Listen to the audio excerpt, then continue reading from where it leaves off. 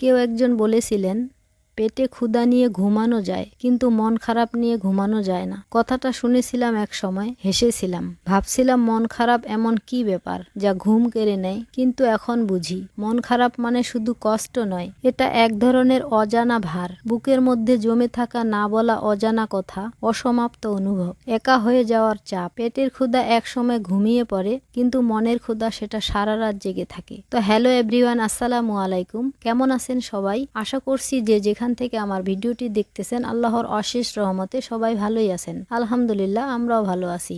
আবারও আপনাদের মাঝে হাজির হয়েছি ছোট্ট একটি গ্রামীণ লাইফস্টাইল ব্লগ ভিডিও নিয়ে। পুরো ভিডিও জুড়ে থাকবেন, আশা করছি আপনাদের কাছে ভালো লাগবে। ভিডিওর শুরুতে আমার সকল আপু ভাইয়াদের কাছে একটা রিকোয়েস্ট, প্লিজ আপনারা ভিডিওটাতে একটা লাইক দিয়ে দেখা শুরু করবেন, কারণ আপনার ছোট্ট একটা লাইক আমার ভিডিওটাকে আরো অনেকের নিকট পৌঁছায় দিতে সাহায্য করবে, আর সেই সাথে আমাকে আরো নতুন একটি ভিডিও তৈরি করার অনুপ্রেরণা যোগাবে। তাই সকলের কাছে আমার রিকোয়েস্ট, প্লিজ আপনারা ভিডিওটাতে একটা লাইক দিয়ে দিবেন। তো এখন যেহেতু বর্ষাকাল, আর আমরা যেহেতু গ্রামে থাকি, তো বর্ষার সময় আমন ধান লাগানো হয়। তো এখন যেহেতু হাল চাষ করতেছে, তো হাল চাষ করার সময় মহেন্দ্র দিয়ে হাল চাষ করে। হাল চাষ করার সময় প্রচুর পরিমাণে মাছ পাওয়া যায়। তো খান সাহেব আজকে ওই মহেন্দ্রের পিছে পিছে ঘুরে আর কি মাছগুলো নিয়ে আসলো। তো আমার যেহেতু পছন্দ, এই জন্য উনি ধরতে গেছে। তো আমাদের এই দিকে এই মাছগুলোর খুব দাম, আপনাদের ওদিকে কিরকম দাম জানি না। তো আমার কাছে যেহেতু এই মাছটা অনেক পছন্দ আর দাম বেশি, আমরা তো কিনে খেতে পারি না। এই দেশি ছোট মাছটা আমার এত পরিমাণ পছন্দ, যেটা আপনাদেরকে বলে বুঝাতে পারবো না। তো অফ ক্যামেরায় আমি মাছগুলো ধুয়ে নিয়েছি, আর এইখানে কিছু যেই বড় যে টাকি মাছগুলো আছে ওইগুলো আমি রেখে দিয়েছি ভর্তা করার জন্য। আর অফ ক্যামেরায় কিন্তু আমি মাছটা ভেজেও নিয়েছি, আর এখন বাকি মাছগুলো আমি চচ্চড়ি করব। তো সব রকমের মশলা দিয়ে তারপরে পেঁয়াজগুলো ভালো মতো মেখে নিচ্ছি। তবে এই ছোট মাছ চচ্চড়ি করার জন্য মশলাটা যে মাখতে হয়, এটা যদি খুব ভালো করে কষলিয়ে কষলিয়ে মাখানো হয়, তাহলে কিন্তু চচ্চড়িটা আমার কাছে খুব ভালো লাগে। তো জানি না কে কিভাবে রান্না করেন, আমি যেভাবে রান্না করি সেটাই আপনাদের সাথে শেয়ার করলাম। তো এই ছোট মাছ চচ্চড়ি যে আমার খুব পছন্দ, এই জন্য আজকে আমি অনেকগুলো ভাত খেয়েছি, এত পরিমাণে তৃপ্তি সহকারে ভাতটা খেয়েছি যে আপনাদেরকে বলে বুঝাতে পারবো না। কারণ মনে হচ্ছে যে অনেক দিন পর হয়তোবা আজকে আমার ভাত খেয়ে পেট ভরেছে। কথাটা শুনে আপনারা কি মনে করতেছেন বুঝি না। ইদানিং আমি ভাত পেট ভরে খেতেই পারি না। তো এই ছোট মাছ চচ্চড়িটা আমার কাছে অনেক পছন্দ।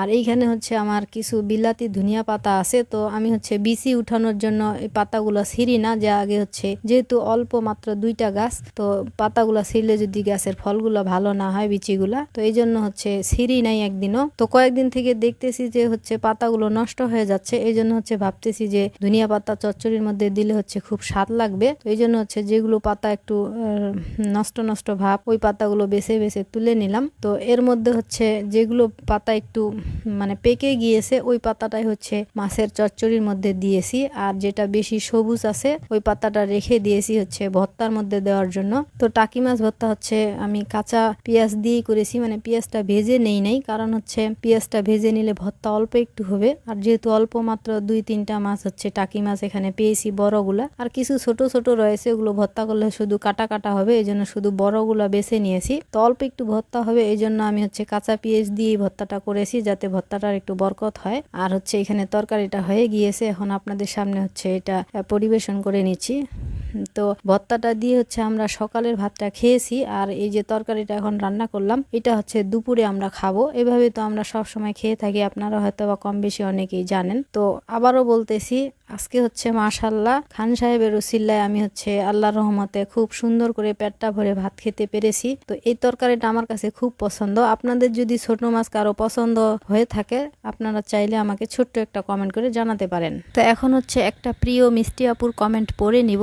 তো তার আগে কমেন্ট একটু পরে পড়তেছি, তার আগে বলে নিই, এখানে অল্প একটু নুডলস রান্না করেছি, যেহেতু আমার একটু পর পরে খিদা লাগে, এই জন্য এই নুডলসটা রান্না করে রেখেছি, যখন খিদা খিদা লাগবে তখন হচ্ছে অল্প একটু করে খেয়ে নিব। তো সম্পার সংসার আইডি থেকে সম্পা আপু আমাকে মিষ্টি একটা কমেন্ট করেছেন, আপু নিজের গাছের সবজি নিজের হাতে পেরে খাওয়ার মজাই আলাদা আপু। ডিম দিয়ে চিচিঙ্গা ভাজি আমার অনেক পছন্দ। তোমার কড়াইটা কিন্তু সত্যি ভীষণ সুন্দর। আজকেও তুমি আমার কমেন্টটা পড়েছ, আমার অনেক বেশি ভালো লেগেছে আপু। তোমার ভিডিও দেখলে আমার দাদার বাড়ির কথা মনে পড়ে আপু। আমার চাচাদের তোমার মতো ঘর বাড়ি আর আমার চাচিও তোমার মতো করে কাজ করে। অনেক বেশি মিস করি আমার দাদা বাড়ি। তুমি অনেক লক্ষ্মী একটা মেয়ে, অনেক ধৈর্য নিয়ে সংসার করছো। তোমার ভিডিও দেখতে যেমন ভালো লাগে, তোমার কিছু কথা শুনে খুব বেশি কষ্ট লাগে। এটা মন থেকে বললাম। তুমি অনেক পরিশ্রম করো আপু, এই জন্য তোমার ঘন ঘন ক্ষুধা লাগে। ঘরে যা থাকবে তাই এভাবে একটু পরপর খাবে। ভালো থেকো আপু। তো এই আপুর কমেন্টটা আজকেও পড়লাম, কারণ হচ্ছে এই আপু আমার হচ্ছে সত্যিকারের বড় বোনের মতো হচ্ছে সুন্দর করে গুছিয়ে আমাকে কথাগুলো লিখেছেন। আর এই কথাগুলো যদি আপনাদের সাথে হচ্ছে শেয়ার না করি তাহলে নিজেকে অপরাধী মনে হবে। তাই হচ্ছে আজকেও এই সম্পা আপুর কমেন্ট আপনাদের সাথে হচ্ছে শেয়ার করলাম। তো আপু আপনাকে অনেক অনেক ধন্যবাদ, আমাকে এত সুন্দর করে আপনার মূল্যবান সময় নষ্ট করে হচ্ছে এত সুন্দর করে কথাগুলো লিখেছেন। আমি হচ্ছে আপনার প্রতি অনেক কৃতজ্ঞ।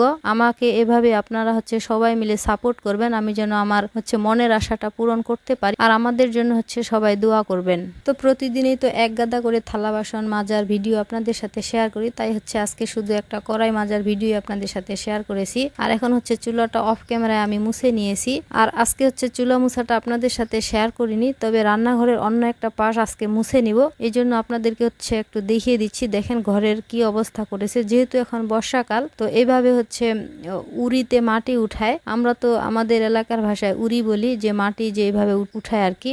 উড়ি অথবা হচ্ছে কেঁচো যেটাকে বলে শুদ্ধ ভাষায়, আমরা তো চেরা বলি, অনেকে হয়তো বা কেরা বলে থাকেন। তো বর্ষার দিন এভাবে মাটি উঠিয়ে থাকে। তো দেখেন কিভাবে হচ্ছে মাটিগুলো উপরে মুখ দিয়ে এটা হচ্ছে খুঁড়ে খুঁড়ে এরকম করেছে তারা। তো এখন হচ্ছে লবণ দিয়ে মুছে নিব, তাহলে হচ্ছে অল্প একটু কমবে। যদিও এখন বর্ষাকাল তেমন হচ্ছে এটা কমবে না, তারপরে হচ্ছে লবণ দিয়ে মুছতেছি যাতে করে অল্প একটু হচ্ছে মুছা থাকে। তো কয়েকদিন পরপরই কিন্তু রান্নাঘরে এরকম অবস্থা হয়, আর দেখতে তেমন একটা ভালোও লাগে না, এই জন্য হচ্ছে মুছে নিচ্ছি। তো এখন হচ্ছে আরো মিষ্টি একটা নতুন আপুর নাম আপনাদের সাথে শেয়ার করব। তো এই আপুর হচ্ছে চ্যানেলের নাম Jahanara Akhtar voice blog channel থেকে আপু আমাকে মিষ্টি মিষ্টি কমেন্ট করে। তো আপুর কমেন্ট আর আপনাদের সাথে শেয়ার করলাম না। তো আপু আপনি যদি আজকের ভিডিওটা আমার দেখে থাকেন, এই যে আপু আমি কিন্তু আপনার নাম নিয়ে নিলাম। তো আপু এইভাবে আমাকে সাপোর্ট করবেন আর আমাদের জন্য দোয়া করবেন। আরো একটা মিষ্টি আপুর হচ্ছে আইডির নাম সৌদি প্রবাসী বউ। ওই আপু হচ্ছে আমাকে খুব সুন্দর সুন্দর হচ্ছে মিষ্টি মিষ্টি কমেন্ট করে। তো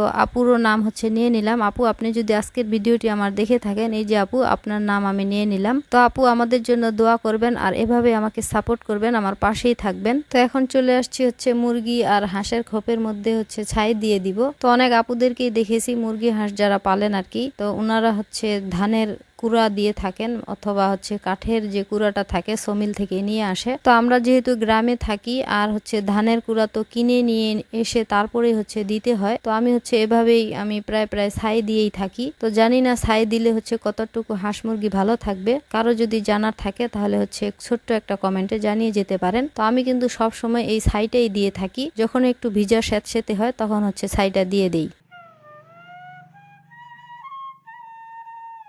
আর এখন হচ্ছে এটা রাতের ভিডিও। ওই যে আপনাদের সাথে আমি শেয়ার করেছিলাম না গত ভিডিওতে মনে হয়, যে হচ্ছে কয়েকদিন যাবত হচ্ছে মাথায় তেল দিতে পারি না। তো আজকে হচ্ছে সেই কাঙ্ক্ষিত তেলের বোতল আমার কাছে আসছে। তো সেই সাথে নিয়ে আসছে হচ্ছে ডিম আর হচ্ছে হাঁসের বাচ্চার জন্য খাবার, এগুলো হচ্ছে হাঁসের ফিড। তো তেলটা হচ্ছে এর আগেই নিয়ে আসতে পারতো। তো বাড়িতে যে আমি স্যান্ডেল পরে বেড়াই ওগুলো হচ্ছে ছিঁড়ে গিয়েছে, এই জন্য হচ্ছে আগে স্যান্ডেলটাই নিয়ে আসছিল। তো এই জন্য তেলটা কিনতে একটু দেরি হয়ে গেল। তো আমার গ্রামীণ লাইফস্টাইল ব্লগ ভিডিওগুলো যদি আপনাদের কাছে ভালো লেগে থাকে তাহলে আমার চ্যানেলটি সাবস্ক্রাইব করে আমার এই ছোট্ট পরিবারের সদস্য হয়ে যেতে পারেন। আর আপনি যদি কাজটি অলরেডি করে থেকে থাকেন তাহলে আপনাকে জানাই অসংখ্য ধন্যবাদ। আজকে এখানেই বিদায় নিচ্ছি। পরবর্তী ভিডিও নিয়ে নাও আসতে পারি, কারণ নিঃশ্বাসের কোনো গ্যারান্টি নাই। সবাই ভালো থাকবেন, সুস্থ থাকবেন আর আমাদের জন্য দোয়া করবেন। আল্লাহ হাফেজ।